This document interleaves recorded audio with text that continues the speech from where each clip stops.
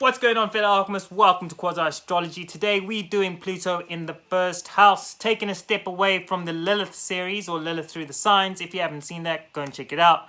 But without further ado, let's get stuck into this one. So, Pluto in the first house. Firstly, before we do anything, I must make a quick disclaimer. When we're talking about Pluto in the first house or Pluto in the natal chart as a whole, we have to define which system we're using. Are we using Vedic astrology or are we using tropical astrology? Because Vedic astrology doesn't use Pluto. The reason it doesn't use Pluto, just a quick overview, is because Vedic astrology believes the outer planets, which aren't the traditional 7 planets, which go up to Saturn, but the outer planets, Uranus, Neptune, and Pluto, are too far away to have any sort of influence on us, or if they do have an influence, it's so small and so minor, you can't pick it up. It's not worth talking about. Tropical astrology is the exact opposite. Of course, these 3 planets, the modern rulers, Pluto, Uranus, and Neptune, all of them have impacts here in your tropical chart. So just keep that in mind. But me being someone who likes to merge things, which one should never do, in fact, it's always suggested when you study astrology never to merge the systems. I'm of the belief, and I always lean more towards Vedic astrology, but I always bring tropical astrology with me. And in this case, I definitely believe that when you have an outer planet, in particular when you have Pluto in your first house, there's no way around it. You got to talk about it. You got to talk about it, and you got to be real. You got to be real. Got to be very real. Because it is not going to hide you. It can't hide. Pluto can't hide. It is a very secretive planet, the dwarf planet. It's very secretive. But it can't hide in the first house. No influences in the first house can hide. No influences to your ascendant can hide. And so when you have the planets, no matter what planet it is, no matter how far away it is, if it's in your first house or if it aspects or conjuncts your ascendant in any way, it will be felt. It will be recognized. It will influence your life. So you cannot just disregard Pluto or any other planet for that matter that sits in the first house. So this whole series will be based on Pluto through the houses. However, we're starting with Pluto in the first house. This is the tropical explanation. So when you have Pluto, the king of the underworld, Hades, what happens when this comes into your first house or aspects your ascendant? Remember, firstly, the ascendant is the most important house in your chart. Without the ascendant, without the first house, nothing would be able to operate. This is the thing that allows all of our influences throughout our chart to work in the physical realm. Without the ascendant as the user interface, basically, we wouldn't be able to operate. So we need the ascendant. The ascendant is the most important part of our chart. And when you bring Pluto, which is about death and transformation. Now, a lot of astrologers, and not all of them, but the large majority like to make Pluto seem quite light-hearted. You know, they'll come in, hi guys, if you have Pluto in your first house, oh my gosh, you're going to be so magnetic and you're going to hypnotize people. It's a little dark, it's a little scary, but it's all good, right? But you know, let's just be honest here, Pluto is quite terrifying. In fact, if Pluto is badly aspected, you could be dealing with issues or topics surrounding homicide.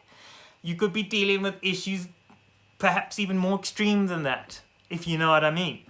But that also depends on where in the chart and what sign the first house is sitting under when Pluto is sitting in the first house. For example, if you're dealing with, like me, if you're Pluto in Scorpio, you have completely different issues to, say, somebody who's Pluto in Capricorn.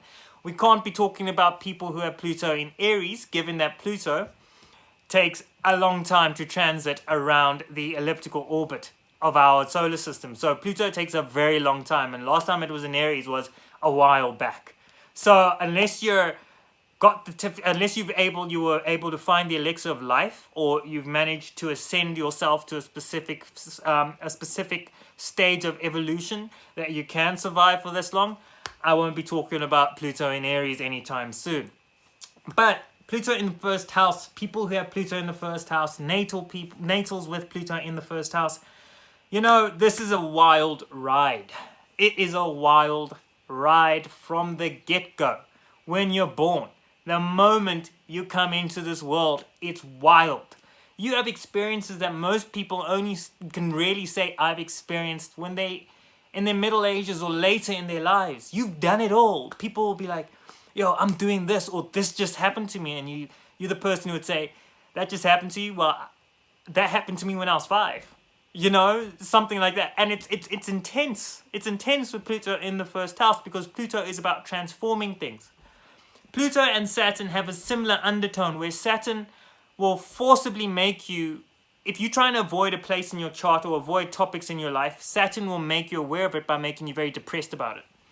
And Saturn will say, look, now you either fix that, you either get over it and you fix it and you work with it constructively. I will help you if you do that, or else you'll find yourself in a bad pickle. Whereas Pluto does something similar, but it's not kind of like a suggestion of depression. Pluto basically says, you know what, I don't like this situation, I'm about to change it. And you can say as much as you could be like, but Pluto, I don't want to do that. And Pluto says, and away we go. You know, it's that type of situation with Pluto. Pluto is extreme.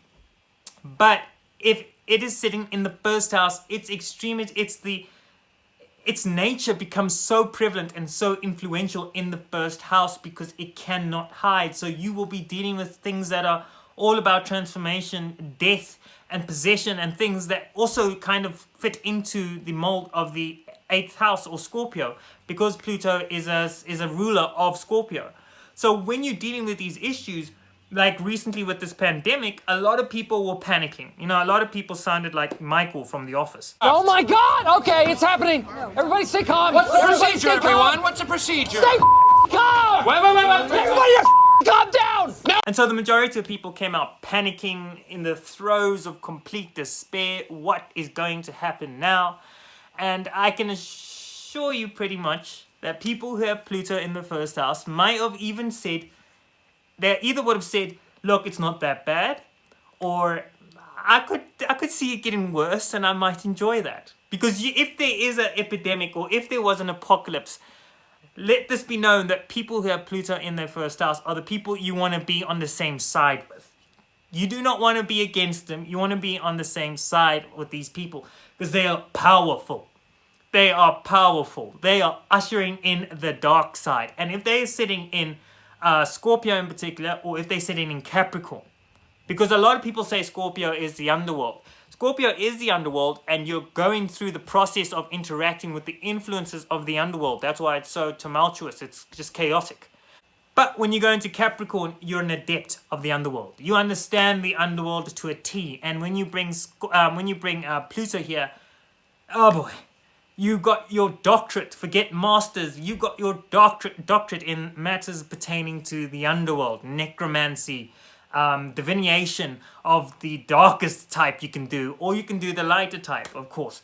So it's all about the occultic matters. It's about transformation. It's about death, and not necessarily physical death. However, that might confront you a lot in your life. You might lose people you otherwise at such a rate that it's quite noticeable to you compared to how most people lose people. Or you might have situations where there's a lot of power games because it's all about possession. You know, Pluto pulls from Scorpio in that sense, that there's a lot of possession and action dealing with possession. But if you have it in your first house, your general appearance, yes, it is an outer planet. Yes, it is far away. Yet, yes, it is a dwarf planet, in fact, rather than just a planet. It is a dwarf planet, classified in 2006 in some French committee somewhere on astronomy. But I can assure you that you could have a Libra ascendant or a Taurus ascendant, and you could have Venus sitting on your ascendant, and people will look at you and they'll be like, oh, I want to talk to this person, such a dear, you know. But if you add Pluto to that, if Pluto conjuncts the ascendant, if Pluto is part of the ascendant or in the first house, whether it's Venus, Taurus, or any of these lighter houses, people will be like, oh gosh, that's a bit terrifying. It's nice to look at, but I don't think I'll approach it. That's not for me, you know, because Pluto because it can't hide you. It can't hide in the first house. And if Pluto is conjuncting Venus, then that's another story, and good luck to you people. Relationship-wise, good luck to you in particular, because, oh boy, it's going to be transformative to the max. It's going to be good and it's going to be bad. But at the end of the day, if you manage to live through it, it will have its benefits. It will have very, very profound benefits. Pluto won't give you anything superficial. All right. So when you have Pluto in your first house, always keep in mind that it is very, very, very, very hard to hide this energy here. You will experience a lot of topics dealing with what Pluto rules over. People will see Pluto, whether they might not necessarily see it physically, because that's where the argument can be made about how far away it is, but they'll definitely feel it. Like I just previously mentioned, you could have a very nice ascendant, what I mean by those aesthetically pleasing ascendants, and people will be like, yeah, I like it, but there's something there, there's that, you know, I just can't put my finger on it, and because of that, it kind of terrifies me. There's something terrifying about this person, the femme fatale, you know, somebody who's just gorgeous to look at, but terrifies you at the same time. Pluto in the first house a lot of the time, because it cannot hide you, because the first house is the container. But you have profound abilities here to work with the occultic matter, to work with the occult, to pull out the esoteric information that is hidden within it. But always be careful that with Pluto, and particularly with dealing with things that are in the occult, or that are in the esoterical sciences, the primordial traditions, just be careful that, you know, everything has an opposite and equal reaction to it. So you can discover something in this and you can pull it out and you can use it and you can benefit from it, but there is going to be something that comes with it. It doesn't just come, the good doesn't just come without the bad. You know, you're going to have to really be able to track yourself and monitor yourself as you delve deeply with, or deeply into the occult or into esoteric sciences or the primordial traditions.